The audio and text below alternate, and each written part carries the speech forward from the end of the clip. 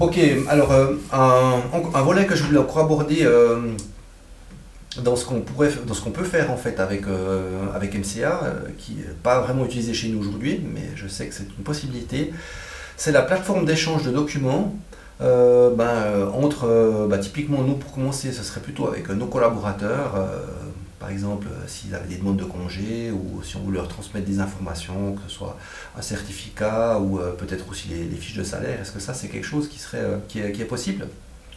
Alors tout à fait. Donc on peut avoir une page d'accès au back-office, mais qui serait réservée par exemple pour les collaborateurs.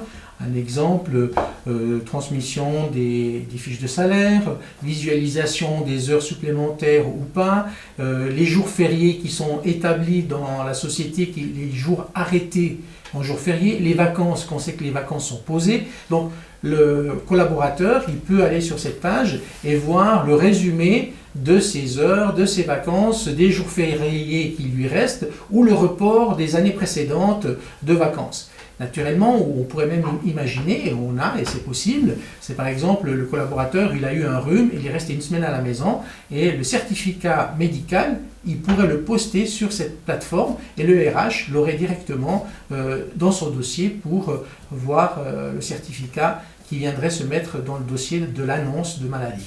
Voilà. Tout à fait possible.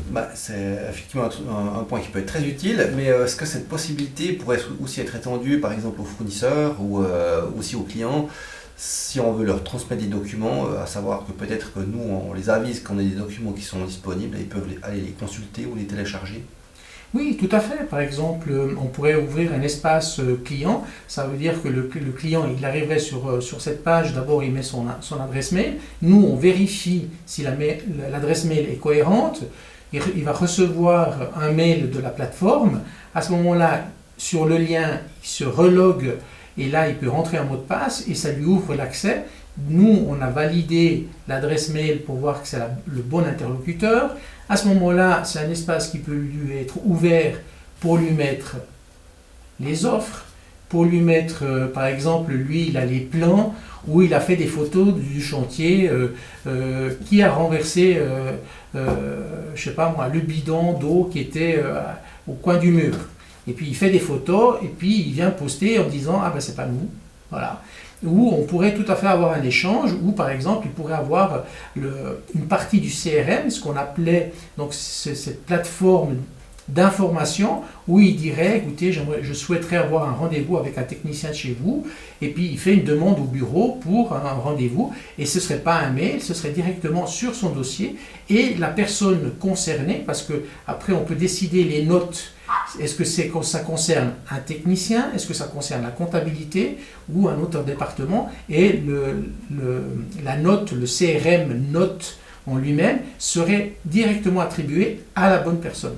Et s'il y a un chef de chantier, c'est lui qui recevrait directement sur ses notifications quelles sont les tâches ou les demandes de certains clients. Très bien, merci Pietro. Alors voilà encore des informations complémentaires qui vont donner du pain sur la planche pour pouvoir réfléchir à toutes vos questions, pour pouvoir approfondir plus en détail certains secteurs qu'on aimerait maîtriser mieux dans toutes ces possibilités. Alors voilà, je vous laisse maintenant réfléchir et puis prendre votre stylo ou votre clavier pour nous poser vos questions. Merci. Merci Stéphane.